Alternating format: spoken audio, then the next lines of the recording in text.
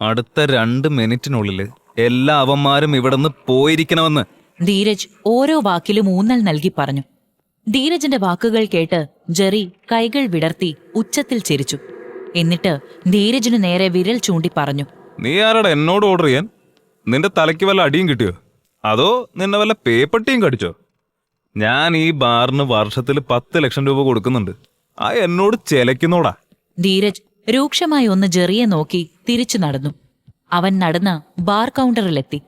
അവിടെ വച്ചിരുന്ന ഒരു മൈക്രോഫോൺ എടുത്ത് തന്റെ കയ്യിൽ പിടിച്ചുകൊണ്ട് പറഞ്ഞു തുടങ്ങി, അറ്റൻഷൻ പ്ലീസ്. ധീരജിന്റെ ശബ്ദം കേട്ടതോടെ അവിടെ ആകെ നിശബ്ദത പരന്നു. എല്ലാവരും ആശ്ചര്യത്തോടെ ബാർ കൗണ്ടറിലേക്ക് നോക്കി നിൽക്കുകയാണ്. എന്നാൽ ബാർ കൗണ്ടറിൽ പരിചിതനായ വെയിറ്ററെ കണ്ട് ആളുകൾ അമ്പരപ്പോടെ പിറുപിറുത്തു. എന്നാൽ ധീരജ് ആരുടെ വാക്കുകൾക്കും ചെവി കൊടുത്തില്ല. പകരം ജെറിയെ രൂക്ഷമായി ഒന്ന് നോക്കി. നീ വലിയ പണക്കാരനാണ് എന്നൊരു ഭാവമുണ്ടോ നിനക്ക്? ഗാലക്സി ബാറിലെത്തിയിട്ടുള്ള എല്ലാ സുഹൃത്തുക്കളോടും ഇന്നത്തെ ഈ രാത്രി ആഘോഷിക്കാനുള്ളതാ. എല്ലാവരും വേണ്ടുവോളം ഭക്ഷണം കഴിക്കുകയും കുടിക്കുകയും ചെയ്യണം. എല്ലാ ചെലവും എന്റെ വക. എല്ലാവരും അടിച്ചു കയറി വാ. അവിടെ കൂടിയിരുന്നവർ ഒന്നടങ്കം ചെറുതായി ഒന്ന് ചിരിച്ചു. ധീരജിന്റെ മുഖത്തെ ചിരി മെല്ലെ മാഞ്ഞു. അവൻ ജെറിയെ ചൂണ്ടിക്കൊണ്ട് പറഞ്ഞു, പക്ഷേ ഈ ലൂസറിനും അവന്റെ ഒപ്പമുള്ള ഈ ബിച്ചിനും ഇന്ന് നോ ട്രീറ്റ്. ഞാൻ ഓൾറെഡി അഡ്വാൻസ് പേയ്മെന്റ് ചെയ്തിട്ടുണ്ട്. സോ ആസ് എ ഹോസ്റ്റ് ഇവനെയും ഇവന്റെ കൂടെയുള്ളവരെയും പുറത്താക്കണം എന്നാണ് എന്റെ ആഗ്രഹം. കാഷ്യർ പണമെണ്ണി. ആകെ 5 ലക്ഷം രൂപയുണ്ട്. ഇന്നത്തെ രാത്രി ഇനിയും വിൽപ്പന കൂടുമെന്ന് ബാറിലെ കാഷ്യർ മനസ്സിൽ പറഞ്ഞു. ക്യാഷ് ലഭിച്ചു എന്ന് ഒന്നുകൂടി ഉറപ്പുവരുത്തി കാഷ്യർ സന്തോഷത്തോടെ തല ഉയർത്തി ഗാലക്സി ബാറിലെ ഒരു സ്റ്റാഫിനെ നോക്കി ആംഗ്യം കാണിച്ചുകൊണ്ട് പറഞ്ഞു, യെസ്, പേയ്മെന്റ് എല്ലാം കിട്ടിക്കഴിഞ്ഞു. കാഷ്യറുടെ പ്രഖ്യാപനത്തിന് ശേഷം എല്ലാവരും സന്തോഷം കൊണ്ട് ഉന്മാദാവസ്ഥയിലായി. ഏവരും ജെറിയെ നോക്കി പറയാൻ തുടങ്ങി,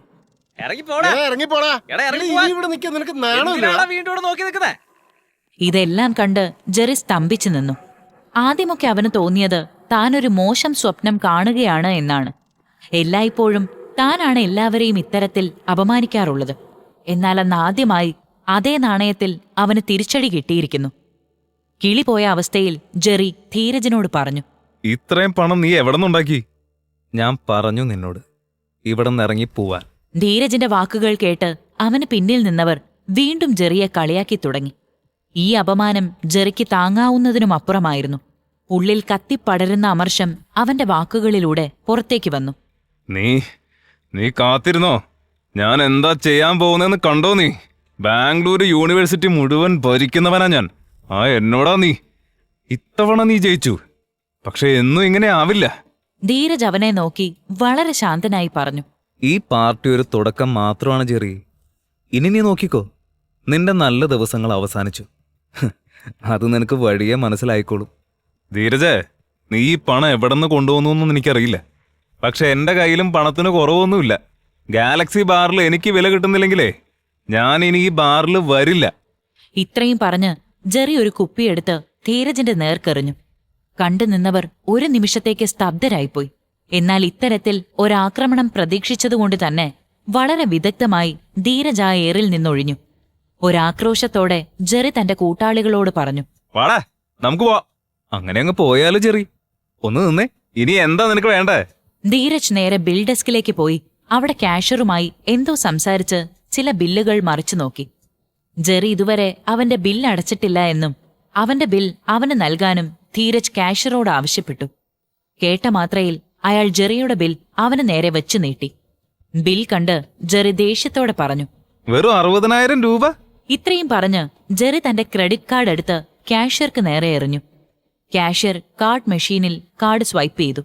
എന്നിട്ട് അല്പം മുഖം ചുളിച്ച് ജെറിയെ ഒന്ന് നോക്കി പറഞ്ഞു, ക്ഷമിക്കണം സർ, നിങ്ങളുടെ കാർഡിൽ പണമില്ല. It's impossible. ജെറി അല്പം മുമ്പ് സ്നേഹയ്ക്ക് വേണ്ടി 30 ലക്ഷത്തിലധികം രൂപ ചെലവഴിച്ചിരുന്നു.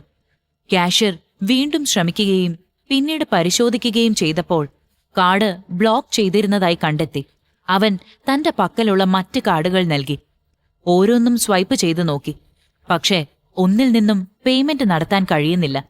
ജെറി തന്റെ ഫോൺ എടുത്ത് ആരെയോ വിളിച്ചു. ഡാഡ്, എനിക്ക് ഒരു ക്രെഡിറ്റ് കാർഡ്സും ഉപയോഗിക്കാൻ പറ്റുന്നില്ലല്ലോ. പ്രശ്നം എന്താ? എന്നാൽ മറുവശത്ത് ജെറിയുടെ അച്ഛൻ ആകെ തകർന്നിരിക്കുകയായിരുന്നു. ജെറിയുടെ ചോദ്യം എങ്ങനെ ക്യാഷ് കൊടുക്കും? ഇനി നീ ഇവിടെ ജോലി ചെയ്ത് മുഴുവൻ പണവും അടയ്ക്കും എന്നാണ് കരുതുന്നതെങ്കിലേ തുടങ്ങിക്കോ. സമയം കളയണ്ട. 66 ലക്ഷം രൂപ അടയ്ക്കാനുള്ളതല്ലേ. പിന്നെ ചെറുപ്പമാണ്. നടക്കും ജെറി, നിന്നെ കൊണ്ട് പറ്റും. മുൻപൊരിക്കൽ ധീരജിനോട് ജെറി ഇത്തരത്തിൽ പറഞ്ഞിരുന്നു. അത് ഓർത്തുവച്ചാണ് ഇപ്പോൾ ധീരജ് തിരിച്ചടിച്ചിരിക്കുന്നത്. താൻ മുൻപ് പറഞ്ഞ വാക്കുകളാണ് ഇപ്പോൾ ബൂമറാങ് പോലെ തന്നിലേക്ക് തന്നെ തിരിച്ചു വന്നിരിക്കുന്നത് എന്ന് ജെറി വേദനയോടെ മനസ്സിലാക്കി. നീ നോക്കിക്കോടാ, നിനക്കുള്ള പണി ഞാൻ തന്നിരിക്കും. നീ ആരെയാടാ ഈ വെല്ലുവിളിക്കുന്നത്? എന്ത് കണ്ടിട്ടാ ഈ വെല്ലുവിളിക്കുന്നത്? നിന്റെ അച്ഛൻ്റെ കയ്യിലെ പണം കണ്ടിട്ടോ? നിന്റെ അച്ഛൻ അയാളുടെ ഇൻവെസ്റ്റർമാരിൽ നിന്ന് 6 കോടി രൂപ തട്ടിപ്പ് നടത്തി. പുള്ളി ഇപ്പം മിക്കവാറും അറസ്റ്റ് ചെയ്തിട്ടുണ്ടാവും ചെറിയ. നീ അതൊന്നും അറിയാതെ വെറുതെ നിന്ന് ആട്ടം കണ്ടുകൊണ്ടിരിക്കുക. അങ്ങേർക്കൊരു ജീവപര്യന്തം ഉറപ്പാണ്. നീ പോയി അതിൽ വല്ല അയവും വരുത്താൻ പറ്റുമോന്ന് നോക്ക്. ഇത്രയും പറഞ്ഞതിനു ശേഷം ധീരജ് ആംഗ്യം കാണിച്ചു. ബാറിലെ ബൗൺസർമാർ ജെറിയെ തൂക്കിയെടുത്ത് പുറത്തേക്കെറിഞ്ഞു. ധീരജ് തന്റെ ടേബിളിനരികിലേക്ക് വന്നപ്പോഴേക്കും സ്നേഹ അവിടെ എത്തിയിരുന്നു. ഒരിക്കൽ ധീരജിന്റെ കണ്ണിൽ സ്നേഹ ഈ ലോകത്തിലെ ഏറ്റവും സുന്ദരിയായ പെൺകുട്ടിയായിരുന്നു. എന്നാൽ ഇപ്പോൾ അവളോടുള്ള കാഴ്ചപ്പാട് തന്നെ മാറിപ്പോയി. അവൾ പണത്തിനു വേണ്ടി എന്തും ചെയ്യാൻ തയ്യാറാകുന്ന ഒരുവൾ. പണമല്ലാതെ മറ്റൊന്നും അവൾക്ക് പ്രാധാന്യമുള്ളതല്ല. ജെറി എവിടെ? അവൻ പോയി. ധീരജ്, നീ ഇവിടെ ഇരുന്ന് എന്തിനാ ഇങ്ങനെ കുടിക്കുന്നെ? നീ നിന്റെ പണം ഇങ്ങനെ ഓരോന്നും ചെയ്ത് പാഴാക്കരുത്. സ്നേഹയുടെ വാക്കുകൾ കേട്ട് ധീരജ് ചിരിച്ചു. ഞാൻ കുടിച്ചാൽ നിനക്കെന്താ പ്രശ്നം? ഞാൻ എൻ്റെ സ്വന്തം കാശുകൊണ്ടാ കുടിക്കുന്നത്, അല്ലാതെ വല്ലവരുടെയും ചെലവിലല്ല. ആണോ? സ്വന്തം കാശിനാണോ? ഉളുപ്പുണ്ടെങ്കിൽ നീ സമ്മതിക്കടാ. വല്ലവരുടെ കാശ് മോഷ്ടിച്ച് പുട്ടടിച്ചിരുന്ന് വീമ്പ് പറയുന്ന കണ്ടില്ലേ? നിന്നെ പോലെ ഒരുത്തനെ പെറ്റതില് ആ അമ്മ ഇപ്പൊ സങ്കടപ്പെടുന്നുണ്ടാവും. നീ എന്തൊക്കെയാ പറയുന്നത്? അല്ല, എന്താ നിന്റെ ഉദ്ദേശം?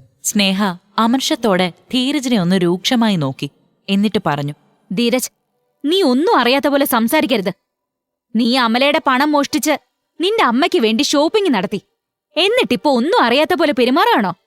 നീ ഇത്രയ്ക്ക് ചീപ്പായിരുന്നെന്ന് ഞാൻ കരുതിയില്ല ധീരജ്. സ്നേഹയുടെ വാക്കുകൾ കേട്ട ധീരജിന് അമല ഇപ്പോൾ എവിടെ നിന്നാണ് വന്നതെന്ന് മനസ്സിലായില്ല. ആരാണ് ഈ കഥകൾ പ്രചരിപ്പിക്കുന്നത്? അമല സ്നേഹയുടെ സുഹൃത്താണ്.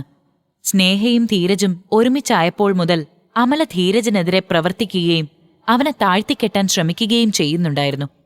സ്നേഹ പോയതിനു ശേഷം ധീരജ് അമലയെ വിളിച്ചു. ഞാൻ നിന്റെ ഏത് പണം മോഷ്ടിച്ചെന്നാ? എപ്പം മോഷ്ടിച്ചുന്ന്? ധീരജ് ദേഷ്യത്തോടെ പല്ല് കടിച്ചുകൊണ്ട് ചോദിച്ചു. അതിനുടൻ തന്നെ അമല മറുപടി നൽകുകയും ചെയ്തു. തന്റെ പക്കൽ നിന്ന് മോഷ്ടിച്ച 40,000 രൂപ അല്പം മുമ്പ് അവന്റെ അമ്മ തിരിച്ചേൽപ്പിച്ചുവെന്ന് അവൾ പറഞ്ഞു. ധീരജിന് ഒന്നും മനസ്സിലാകുന്നുണ്ടായിരുന്നില്ല. അവൻ കോൾ കട്ട് ചെയ്ത് നേരെ യൂണിവേഴ്സിറ്റിയിലേക്ക് പോയി. ധീരജ് യൂണിവേഴ്സിറ്റിയുടെ ഗേറ്റിലെത്തിയപ്പോഴേക്കും അമലയോട് സംസാരിക്കുന്ന അമ്മയെയാണ് അവൻ കണ്ടത്. ഇനി ഇതേ ചൊല്ലി ഒരു പ്രശ്നമുണ്ടാക്കരുത് എന്നും അമ്മ പറയുന്നുണ്ടായിരുന്നു. എന്നാൽ അമ്മ അമലയെപ്പോലെ ഒരു നുണച്ചിയുടെ മുന്നിൽ നിന്നുരുകുന്നത് കണ്ട ധീരജ് ഉടൻ തന്നെ മോഷണം നടന്നു എന്നതിനുള്ള തെളിവ് ആവശ്യപ്പെട്ടു. എന്നാൽ അമല ഇതൊരു പ്രശ്നമാക്കാൻ തന്നെയാണ് തീരുമാനിച്ചിരുന്നത്. നേരെ സ്റ്റുഡൻസ് കേസ് മാനേജ്മെന്റിന്റെ സെന്ററിൽ പോയി കംപ്ലൈന്റ് ചെയ്യാനാണ് അവളുടെ പുറപ്പാട്. എന്നാൽ ധീരജ് തന്റെ അമ്മ ധരിച്ചിരിക്കുന്ന വസ്ത്രത്തിന് 40,000 രൂപയേക്കാൾ വിലയുണ്ട് എന്നും ഇന്നത്തെ ഷോപ്പിംഗ് നടത്തിയതിന്റെ ബില്ലുകളും തന്റെ കൈവശമുണ്ടെന്ന് പറയുകയും ചെയ്തു. എന്നാൽ അതെല്ലാം കള്ളമാണെന്നും തന്റെ പണം മോഷ്ടിക്കപ്പെട്ടു എന്ന നിലയിൽ തന്നെ അമല ഉറച്ചുനിന്നു. താൻ പറയുന്നത് കള്ളമാണെന്ന് തെളിയിച്ചാൽ സ്വയം മുഖത്തടിച്ച് മാപ്പ് പറഞ്ഞുകൊള്ളാമെന്ന് അവൾ കൂട്ടിച്ചേർത്തു.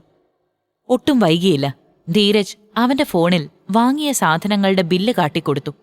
അതവൾക്കോ അവിടെ കൂടി നിന്നവർക്കോ ഊഹിക്കാവുന്നതിലും വലിയ എമൗണ്ടായിരുന്നു. കള്ളി വെളിച്ചത്തായി എന്ന് മനസ്സിലായ ഉടനെ അമല അതുവരെയായി പിടിച്ചു വാങ്ങിയ ക്യാഷ് തിരികെ കൊടുത്തുകൊണ്ട് അവിടെ നിന്ന് തടി തപ്പാൻ തീരുമാനിച്ചു. ഒന്ന് നിന്നേ. നീ പറയുന്നത് കള്ളമാണെന്ന് തെളിയിച്ചാ എന്തോ ചെയ്തോളാന്ന് പറഞ്ഞിരുന്നല്ലോ. എല്ലാവരും അമലയെ തുറച്ചു നോക്കുകയാണ്. ഒരു കുറ്റവാളിയുടെ പരിവേഷമായിരുന്നു അവൾക്കപ്പോൾ. കണ്ണുകൾ ഈറനണിഞ്ഞു.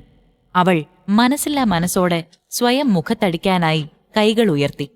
എന്നാൽ ധീരജിന്റെ അമ്മ അലിവോടെ അവളെ അതിൽ നിന്നും വിലക്കി. അമല ധീരജിന്റെ അമ്മയോട് കരഞ്ഞു മാപ്പു പറഞ്ഞു. അമല ആൾക്കൂട്ടത്തിനിടയിലൂടെ ഓടി യൂണിവേഴ്സിറ്റിയുടെ പാർക്കിംഗ് ലോട്ടിലേക്കെത്തി അവിടെ കിടന്ന ഒരു BMW കാറിലേക്ക് കയറി കരയാൻ തുടങ്ങി. എല്ലാവരുടെ മുന്നിൽ ഞാനിന്ന് നാണം കെട്ടു. നീ എന്നെ സഹായിക്കണം. ആ കാറിലിരുന്ന ആരോ ഒരാൾ അമലയുടെ വാക്കുകൾക്ക് കാതോർത്തു. അമല പോയി കഴിഞ്ഞതും ധീരജ് അമ്മയുടെ ആരോഗ്യം ശ്രദ്ധിക്കണമെന്നും തനിക്കിനി പണം അയക്കേണ്ട എന്നും പറഞ്ഞ് അവരെ ധീരജ് യാത്രയാക്കി. അത് കഴിഞ്ഞ് നേരെ റൂമിലേക്ക് പോയി ഉറങ്ങി. തൊട്ടടുത്ത ദിവസം 8 മണിക്കാണ് ധീരജിന്റെ ആദ്യ ക്ലാസ്. തുടക്കത്തിലൊക്കെ പഠിക്കാൻ അവൻ മിടുക്കനായിരുന്നു. അവന്റെ അമ്മ ഏറെ കഷ്ടപ്പെട്ടാണ് അവനെ ആ യൂണിവേഴ്സിറ്റിയിൽ ചേർത്തത്. കൂടുതലും പണക്കാരുടെ മക്കൾ പഠിക്കുന്ന കോളേജ് ആയതുകൊണ്ട് തന്നെ ധീരജ് പലപ്പോഴും അവരുടെ എല്ലാം കളിയാക്കലുകൾക്ക് പാത്രമായിട്ടുണ്ട്. എല്ലാവരുടെയും മുന്നിൽ ഒരു കോമാളിയുടെ പരിവേഷമായിരുന്നു അവന്. സ്വന്തമായി 4 ക്യാഷ് സമ്പാദിക്കാനാണ് അവൻ ഗാലക്സി ബാറിൽ ജോലിക്ക് കയറിയത്. എന്നാൽ പിന്നീട് സ്നേഹ അവനെ ചതിച്ചു എന്ന് കോളേജിൽ അറിഞ്ഞതോടെ അവൻ വീണ്ടും നാണക്കേടിന്റെ വക്കിലായി. എന്നാൽ ഇപ്പോൾ കാര്യങ്ങൾ മാറി മറിഞ്ഞിരിക്കുന്നു.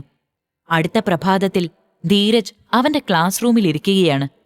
ജെറിയെ അവൻ അവിടെയെല്ലാം തിരഞ്ഞുവെങ്കിലും കാണാനായില്ല. ക്ലാസ് നടക്കുന്ന സമയത്തെല്ലാം ആരോ തന്നെ നിരീക്ഷിക്കുന്നതായി അവന് തോന്നി. ക്ലാസ് കഴിഞ്ഞതും ധീരജ് എഴുന്നേറ്റ് മുൻനിരയിലേക്ക് നടന്ന് വർഷയുടെ അടുത്തേക്ക് ചെന്നു. ക്ലാസ് ഒന്നടങ്കം ഒരു ലൂസറായി കണ്ടിരുന്ന ധീരജിന്റെ അടുത്ത നീക്കം എന്താണെന്ന് ആർക്കും മനസ്സിലായില്ല. വർഷ, ഇന്നലെ സഹായിച്ചതിന് ഞാനൊരു താങ്ക്സ് പറയാനാണ് വന്നത്. അതുമാത്രമല്ല, വർഷയ്ക്ക് ഇഷ്ടമുള്ള ഏതെങ്കിലും റെസ്റ്റോറൻറ്റിൽ വെച്ച് ഒരു ഡിന്നർ തരണമെന്നും ആഗ്രഹമുണ്ട്. ക്ലാസ് ഒന്നടങ്കം പൊട്ടിച്ചിരിച്ചു. വർഷയ്ക്കും അതൊരു വലിയ സർപ്രൈസ് ആയിരുന്നു. തന്നെ ധീരജ് ഒരു ഡിന്നറിന് ക്ഷണിക്കുമെന്ന് അവളും തീരെ കരുതിയിരുന്നതല്ല. അവൾ ആ ക്ഷണം പൂർണ്ണമായും നിരസിച്ചില്ല. പക്ഷേ ധീരജ്, ഡിന്നർ അല്ലാതെ നമുക്കിവിടെ കോളേജ് ക്യാൻറ്റീനിൽ നിന്ന് എന്തെങ്കിലും കഴിച്ചാ പോരെ? ധീരജ് അവളുടെ മറുപടി കേട്ട് മെല്ലെ ഒന്ന് പുഞ്ചിരിച്ചു. വർഷ സുന്ദരിയാണ് എന്ന് മാത്രമല്ല, വളരെ പക്വമായി പെരുമാറുകയും ചെയ്യുന്ന കുട്ടിയാണ്. ക്ലാസ് മുഴുവൻ നോക്കിയിരിക്കുന്നു എന്ന ഓർമ്മ തന്നെയാണ് അവളെ അത്തരമൊരു മറുപടിയിലേക്ക് എത്തിച്ചത്. തൊട്ടടുത്ത നിമിഷം ലെക്ചർ ഹാളിന്റെ വാതിൽ തള്ളി തുറന്നുകൊണ്ട് ഫഹദ് കടന്നുവന്നു. ഫഹദിന് വർഷയെ ഇഷ്ടമാണെന്ന് അവിടെയുള്ള ഒട്ടുമിക്ക കുട്ടികൾക്കും അറിയാം. ധീരജിന്റെ ഡിന്നർ ക്ഷണം കേട്ടുകൊണ്ടുള്ള വരവാണിത്.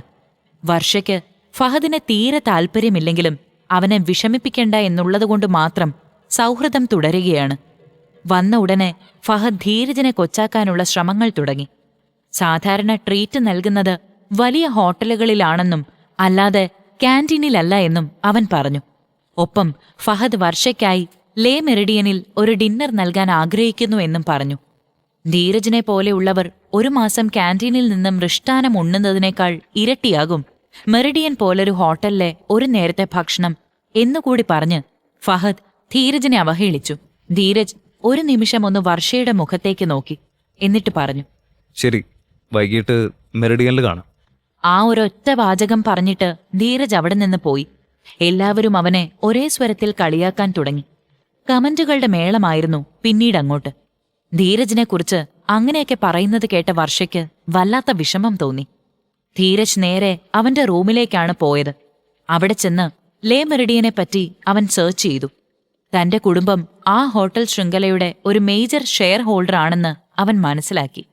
എന്നാൽ ഫഹദുമായുള്ള മത്സരം വളരെ ഫെയർ ആയിരിക്കണം എന്നവൻ തീരുമാനിച്ചു. ഫഹദ് തനിക്കൊരു ഇരയെയല്ല എന്ന് അവൻ അറിയാമായിരുന്നു. ഹോട്ടലിനെപ്പറ്റി കൂടുതൽ മനസ്സിലാക്കി ധീരജ് നേരെ ചാക്കോയെ വിളിച്ചു. കാര്യമറിഞ്ഞ ചാക്കോ മെറിഡിയൻ ഹോട്ടലിന്റെ ബാക്കി ഷെയർസ് കൂടി വാങ്ങി പൂർണ്ണമായും അത് ധീരജിന് സ്വന്തമാകും വിധമാക്കാം എന്ന് പറഞ്ഞു. എന്നാൽ ധീരജ് അത് നിരസിച്ചു. മറിച്ച് വൈകിട്ട് പോകാൻ നല്ലൊരു വേഷം എത്തിക്കാൻ മാത്രമാണ് അവൻ പറഞ്ഞത്. 20 മിനിറ്റിനുള്ളിൽ കസ്റ്റമൈസ് ചെയ്ത സ്യൂട്ട് എത്തിക്കാമെന്ന് ചാക്കോ ഉറപ്പു നൽകി. കുടുംബത്തെപ്പറ്റി പലതും ചോദിക്കാൻ ശ്രമിച്ചെങ്കിലും ചാക്കോ അതിനൊന്നും കൃത്യമായൊരു മറുപടി നൽകിയില്ല. കുടുംബത്തിന്റെ അധികാരം ഏറ്റെടുക്കുന്ന ആളായി മാറ്റാനുള്ള ശ്രമമാണ് നടക്കുന്നത് എന്നും അതിന് പഠനത്തിന് പുറമെ മറ്റ് പലതിലും പ്രാവീണ്യം നേടണമെന്നുമാണ് അയാൾ പറഞ്ഞത്. എല്ലാം വഴിയെ അറിയിക്കാമെന്ന് പറഞ്ഞ് ചാക്കോ ഫോൺ കട്ട് ചെയ്തു. ചാക്കോയുടെ കോൾ അവസാനിച്ചതും ധീരജ് മേശപ്പുറത്തിരുന്ന ഒരു ബുക്ക് എടുത്ത് മറിച്ചു. അതിനകത്ത് കണ്ട കാഴ്ച അവനെ അതിശയിപ്പിച്ചു. കുറെ പേപ്പർ സ്റ്റാർസ്. ആരായിരിക്കും ഈ പേപ്പർ സ്റ്റാർസ് തന്റെ ബുക്കിൽ വച്ചത് എന്ന് അവന് സംശയം തോന്നി. സ്നേഹ കാശിനു വേണ്ടി എന്തും ചെയ്യാൻ തുനിയുന്നവളാണ്. അവൾക്കുള്ളിൽ ഇത്തരം ലോലഭാവങ്ങൾ ഒന്നും തന്നെ ഉണ്ടാവുകയില്ല. പിന്നെ ആര് എന്ന ചോദ്യവുമായി അവൻ ആദ്യത്തെ പേപ്പർ സ്റ്റാർ തുറന്നു വായിച്ചു. ഇന്നൊരു പക്ഷേ എനിക്ക് നിന്നോടുള്ള പ്രണയം ധൂളിയാൽ മൂടപ്പെട്ടിരിക്കാം. പക്ഷെ കാലം അതിനെ സാക്ഷാത്കരിക്കും, ഒരു പുതിയ മാനം നൽകും. ആരാണ് തനിക്ക് ഇത്തരം സന്ദേശങ്ങൾ എഴുതി അയക്കുന്നത് എന്നവൻ ചിന്തിച്ച്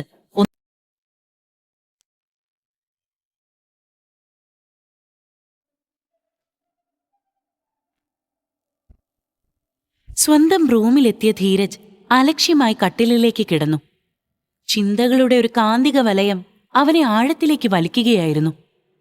അതെ, ഞാനാണ് ഇനി വലിയ പറമ്പിൽ കുടുംബത്തിന്റെ അടുത്ത അവകാശി.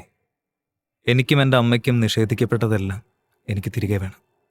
ആ സൗഭാഗ്യങ്ങളിലായിരിക്കണം ഇനി ഞങ്ങളുടെ ജീവിതം. ഇത്തരം പല ചിന്തകൾക്കിടയിൽ യാന്ത്രികമായി അവൻ കിടന്നുകൊണ്ട് തന്നെ തന്റെ അരികിലിരുന്ന ബുക്കെടുത്ത് മറിച്ചു. വർണ്ണക്കടലാസുകളാൽ തീർത്ത എന്തൊക്കെയോ അവന്റെ മുഖത്തേക്ക് വീണു. ധീരജ് ചാടി എഴുന്നേറ്റ് അവ ഒന്നൊന്നായി നോക്കി. കുറേ നക്ഷത്രങ്ങളും ഹൃദയാകൃതിയിൽ മുറിച്ചെടുത്ത ഗിഫ്റ്റ് പേപ്പറുകളും. കയ്യിലിരുന്ന നോട്ട്ബുക്കിന്റെ പേജുകൾ ഓരോന്നായി അവൻ മറിച്ചു നോക്കി. നല്ല ഭംഗിയുള്ള കൈപ്പടയിൽ പ്രണയവും ഫിലോസഫിയും ഇടകലർത്തി എഴുതിയിരിക്കുന്ന കുറെ വാചകങ്ങൾ. ധീരജ് അത് ഓരോന്നും മനസ്സിരുത്തി വായിച്ചു, പലയാവർത്തി. എന്നാലും ഇത് എഴുതിയതാരായിരിക്കും? സ്നേഹമായിരിക്കും? അതോ ഇനി വർഷ? അവൾക്ക് എന്നോടങ്ങനെ ഒരു ഇഷ്ടമുള്ളതായിട്ട് തോന്നിയിട്ടില്ല. അല്ല, ചിലപ്പോൾ ഉണ്ടാവും. സ്നേഹയുടെ ഒപ്പമായിരുന്നപ്പോൾ ചുറ്റിനുള്ളതൊന്നും ഞാൻ കണ്ടിരുന്നില്ല.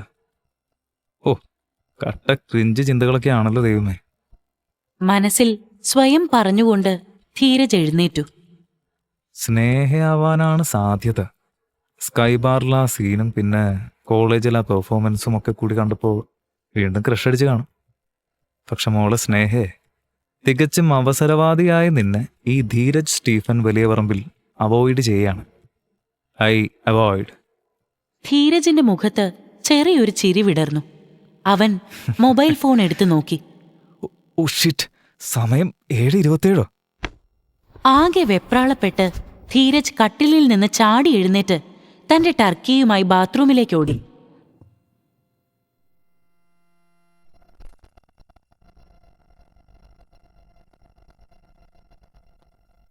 ഒരു വൈറ്റ് ടിഷ്യൂ കൊണ്ട് ചുണ്ടിൽ കൂടുതലായി പടർന്ന ലിപ്സ്റ്റിക് തുടയ്ക്കുന്ന ക്രിസ്റ്റീന. അണ്ണാ, സ്വൽപ്പ സ്ലോ ഹോഗി, സ്ലോ സ്ലോ. ക്യാബ് ഡ്രൈവറോട് പതുക്കെ പോവാൻ പറഞ്ഞുകൊണ്ട് ക്രിസ്റ്റീന വീണ്ടും മുഖത്തെ മിനുക്കുപണികൾ തുടർന്നു. എനിക്ക് ഈ ധീരജന്റെ കമ്പനി തീരെ ഇഷ്ടപ്പെടുന്നില്ല കേട്ടോ.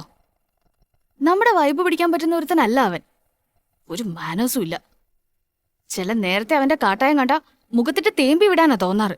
ചേറ്റ. ഈ പറഞ്ഞതാണോ അപ്പൊ മാനേഴ്സ്? ചിരിച്ചുകൊണ്ട് വർഷ മറുപടി നൽകി. വർഷയും ക്രിസ്റ്റീനയും ഒരു റെന്റഡ് ക്യാബ് എടുത്ത് ഹിൽട്ടണിലേക്ക് പോകുന്ന വഴിയിലാണ്. ഇരുവരും പാർട്ടി വേയസിൽ മിന്നിത്തിളങ്ങുന്നു. പിന്നെ ഫഹദ് അറേഞ്ച് ചെയ്ത പാർട്ടി ആയതുകൊണ്ട് മാത്രമാ ഞാൻ വരാമെന്ന് പറഞ്ഞേ.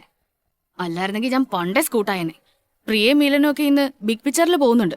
അവരുടെ കൂടെ പോയിരുന്നെങ്കിൽ വയറ് നിറച്ച് കള്ളു കുടിക്കായിരുന്നു. അത് കളഞ്ഞിട്ടാ നീ വിളിച്ചപ്പോ നിന്റെ കൂടെ വന്നേ. എന്റെ പൊന്ന് ക്രിസ്റ്റി, വെറുപ്പിക്കല്ലേ. നീ ഒന്നും മിണ്ടാതിരിക്ക്. നിനക്ക് കുടിക്കാൻ വാങ്ങി തന്നാ പോരെ? സമ്മതിച്ചു. വളരെ പ്രസന്നമായ ഒരു ചിരി ക്രിസ്റ്റീനയുടെ മുഖത്ത് വിടർന്നു. വർഷ ഡ്രൈവറോടായി പറഞ്ഞു. അണ്ണ, ഒളകടെ ഹോഗി, ഗോ ഇൻസൈഡ്. കാർ ഹിൽട്ടൺ ഹോട്ടലിന്റെ മെയിൻ ഗേറ്റിലൂടെ അകത്തേക്ക് പ്രവേശിച്ചു.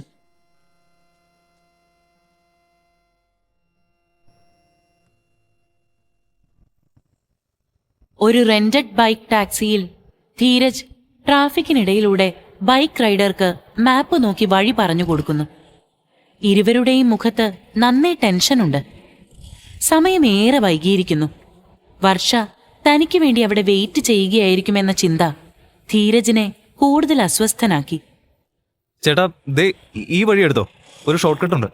അയ്യോ, ആ വഴി എനിക്കറിയില്ല. ഇല്ല, കുഴപ്പമില്ല, വഴി എനിക്കറിയാം, ഞാൻ പോയിട്ടുള്ളതാ. ധീരജ് പറഞ്ഞ വഴിയിലൂടെ റൈഡർ ബൈക്ക് എടുക്കുന്നു.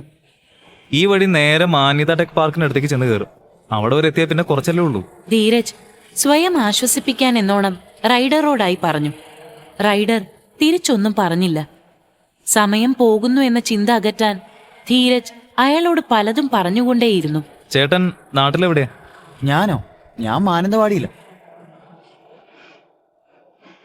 ഇവിടെ വന്നിട്ട് കുറേ ആയോ? ആ, ഒരു 3-4 കൊല്ലമായി. ഞാനിവിടെ ഒരു BPOയിൽ വർക്ക് ചെയ്യുന്നുണ്ട്. നൈറ്റ് ഷിഫ്റ്റാ. ഫ്രീ ഉള്ളപ്പോഴും ഉച്ച കഴിഞ്ഞൊക്കെ ഓടും. ഓ, അപ്പോ ഇന്ന് ഷിഫ്റ്റിന് കയറണ്ട.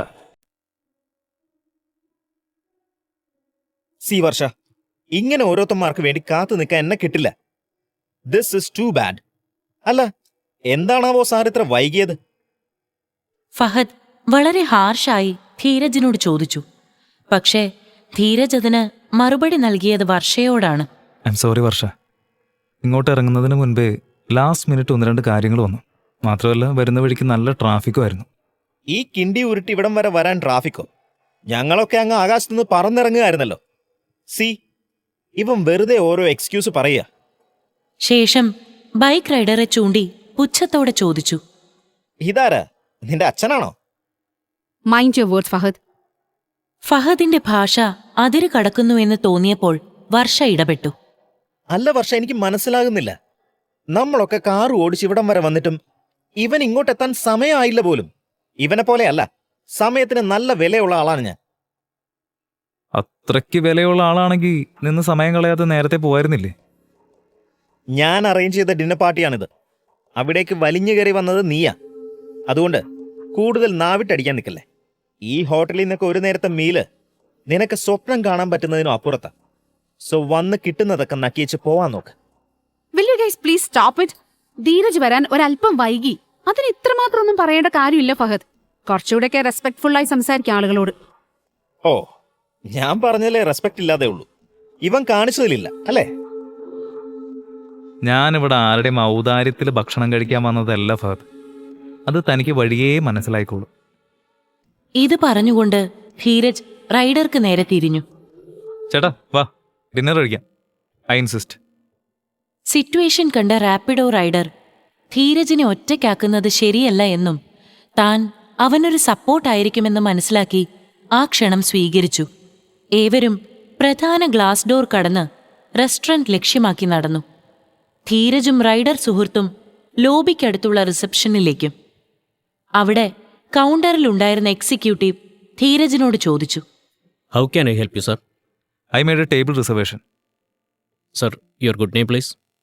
റിസപ്ഷനിലേക്ക് പോയി സംസാരിക്കുന്ന ധീരജിനെ കണ്ട ഫഹദ്.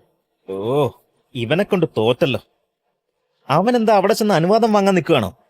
വർഷ, നിനക്ക് വല്ല കാര്യം ഉണ്ടായിരുന്നു ഇവനെ പോലെ ഉള്ളവരൊക്കെ ഇങ്ങോട്ട് വിളിച്ചു വരുത്താൻ? നാണം കെടുത്തുവൻ. പക്ഷേ പിന്നീട് കണ്ട കാഴ്ച ഫഹദിനെ എന്നല്ല മറ്റുള്ളവരെയും ഒന്നടങ്കം ഞെട്ടിച്ചു. റിസപ്ഷനിൽ നിന്ന് ഒരു ലേഡി എക്സിക്യൂട്ടീവ് ധീരജിനെയും റൈഡറെയും ആനയിച്ചു കൊണ്ടുവരുന്നു. അവർക്കിരുവർക്കും ടോക്കൺ ഓഫ് ലവ് എന്ന രീതിയിൽ ഒരു സിംഗിൾ റോസ് ബൊക്കെ നൽകി ഇൻവൈറ്റ് ചെയ്യുന്നു. Hi sir, my name is Neha Nair. I will assist you today. Thank you Neha. Are you A Malayali? Your surname seems like you are. Proper Malayali എന്ന് പറയാൻ പറ്റില്ല sir. My dad is from Palakkad and mom from Punjab. But Malayalam അറിയാം. Please sir, this way. ഒരു പ്രത്യേക കവാടത്തിലൂടെ ഇരുവരെയും റെസ്റ്റോറന്റിലേക്ക് ക്ഷണിക്കുന്നു. ഇതേ ഹോട്ടലിലെ സ്ഥിരം സന്ദർശകനായ ഫഹദിന് പോലും അവിടെ അങ്ങനെ ഒരു VIP എൻട്രൻസ് ഉള്ള കാര്യം അറിയില്ലായിരുന്നു. ഫഹദിനെയും കൂട്ടരെയും ആ എൻട്രൻസിൽ തടയുന്ന ബൗൺസറിനോട് അവരെ കടത്തിവിടാൻ ധീരജ് കൈകൊണ്ട് ആംഗ്യം കാണിക്കുന്നു. വളരെ ഭംഗിയായി ഫ്ലവേഴ്സ് കൊണ്ട് അലങ്കരിച്ച ഒരു ടേബിളിൽ അവരെ കൊണ്ടുപോയി ഇരുത്തുന്നു. ഇതെല്ലാം കണ്ട് യാതൊന്നും മനസ്സിലാവാതെ അന്താളിച്ചു നിൽക്കുകയാണ് Fahad. What would you like to have sir? Cheval Blanc ഉണ്ടോ? ഓർ ലീറോയ് ഡൊമൈൻ സീരീസ്? ധീരജ് വളരെ കോൺഫിഡൻസോടെ ചോദിച്ചു. ലിറോയ് ഡൊമൈൻ ഇല്ല സർ. അത്രയും എക്സ്പെൻസീവായ വൈൻ ഇവിടെ ആരും ആവശ്യപ്പെടാറില്ല. I'm sorry, but I can serve you with Cheval Blanc. എല്ലാവർക്കും അത് തന്നെയാണോ? നേഹയുടെ ആ ചോദ്യത്തിന് വൈൻ എന്നല്ലാതെ എന്താണ് ഓർഡർ ചെയ്യുന്നത് എന്ന് മനസ്സിലാകാത്തത് കൊണ്ട് തന്നെ ഫഹദ് അടക്കം എല്ലാവരും മിണ്ടാതിരുന്ന് തലയാട്ടി. റൈഡർ ബ്രോ മാത്രം മദ്യം വേണ്ട എന്ന് പറഞ്ഞു. ഫഹദ്, ഒരാളോട് എങ്ങനെ മാന്യമായിട്ട് സംസാരിക്കണമെന്നും പെരുമാറണമെന്നും നമ്മൾ പഠിക്കുന്നത് വീട്ടിൽ നിന്ന്. Don't under estimate anyone. ഇദ്ദേഹത്തിൻ്റെ ജോലി ചെയ്യുന്നത്. ബ്രോ, ഇവരൊക്കെ എൻ്റെ കോളേജ് മേറ്റ്സ് ആണ്. ഫഹദ്, ക്രിസ്റ്റീന, വർഷ. ധീരജ് റൈഡർ ബ്രോയ്ക്ക് മറ്റുള്ളവരെ പരിചയപ്പെടുത്തി. ഹായ്, ഞാൻ രാഹുൽ. ഇവിടെ ഒരു BPOയിൽ വർക്ക് ചെയ്യുക. പിന്നെ അതിൻ്റെ കൂടെ ഞാൻ പാർട്ട് ടൈമായി റാപ്പിഡോയി ഓടുന്നുണ്ട്. വർഷ, എന്തോന്നും മിണ്ടാത്ത? ഇതൊക്കെ കണ്ട് കിളി പോയിരിക്കാൻ ഞാൻ.